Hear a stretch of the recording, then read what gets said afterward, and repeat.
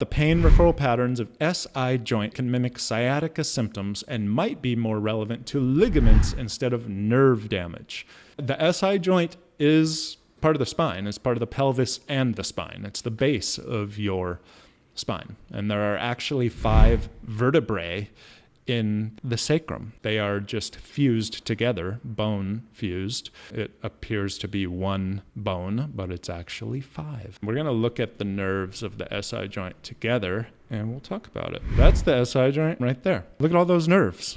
They're coming through the holes of the sacrum. So the sacrum has holes in it, and the nerves come through. So this is the front side. So this would be inside of your pelvis. You can see the L5 nerve going over the top, and many times it will go right along the joint line where my mouse is going here, and that's where it could get impinged in the joint line. Or if the muscles are hypertonic or like just really tense, they can squeeze the nerve.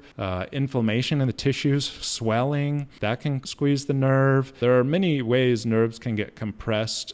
Here's more of the back view of the SI joint nerves. Okay, so this is now the posterior side or the back view, and you can see all these nerves coming out.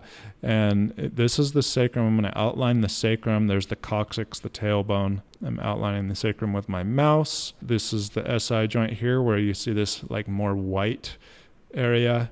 And this is the other side of the SI joint. So you got nerves coming right through there. And guess what? They lead into this big giant nerve called the sciatic nerve. And they go from the spinal cord through the sacrum into the sciatic nerve. And that goes all the way down your leg. And so it can cause symptoms into your thigh, into your calf, into your foot, into your toes. There's really no limit to the types of symptoms. It can cause electrical, burning, cold, tingling, pins and needles, shooting pains. There's really just like the nerves are pretty unbelievable in what they can do. So this is the front view again. You can see I'm zooming in real far on the sacrum. And you can just see, like, man, how easy is it for nerves to get compressed? That's the reality. And it doesn't have to be bone compressing the nerve. It could be intense inflammation in the tissues. One of the signs of inflammation is swelling, and tissues can swell up against each other, and that can compress. So if you have a really inflamed SI joint or an inflamed back, you can actually just get nerve symptoms just from the inflammation. And it doesn't mean that the nerve is getting compressed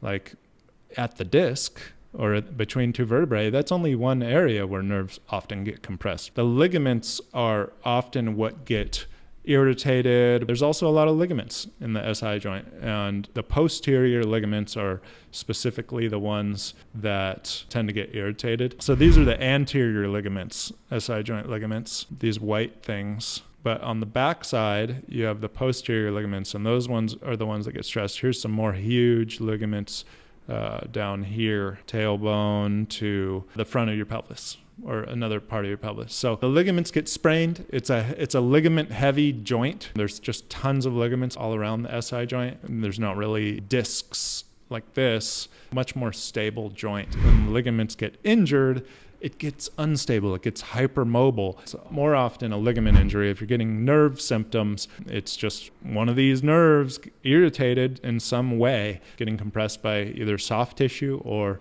potentially bone in the joint. And either way, the goal is to reduce inflammation, and often the best way to do that is by stabilizing the joint, making it feel more stable so that it doesn't have to swell up, because often the body's goal with swelling, say you sprain your ankle, it swells the ankle, is one of the reasons the body will swell a sprained ankle is to brace it. It's like a homemade brace. It doesn't move as easily. It wants to keep that ankle from moving, continuing to injure those ligaments. So the SI joint is not as easy to see the swelling. It's more internal. It's more on the inside. It can operate in that same way. The healing signs of SI joint will be similar to sciatica, like centralizing. Centralization would also happen for SI joint nerve compression. So anything that is nerve compression in the spine, I believe, would mimic a centralization type pattern of healing. Centralization it means that if the nerve referral pattern, say you have a nerve compression in your lumbar spine and you get symptoms in your foot, like tingling, numbness, pain, shooting pains, whatever, it shoots down into your foot.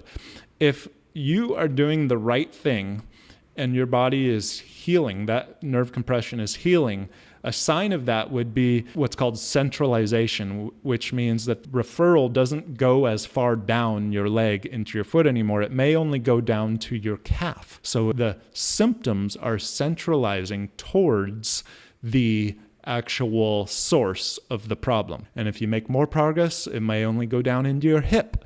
And then the pain might centralize only to a local area of your lumbar spine. And that is a sign of progress. It's not clear-cut, obvious every time, and it doesn't happen to everybody.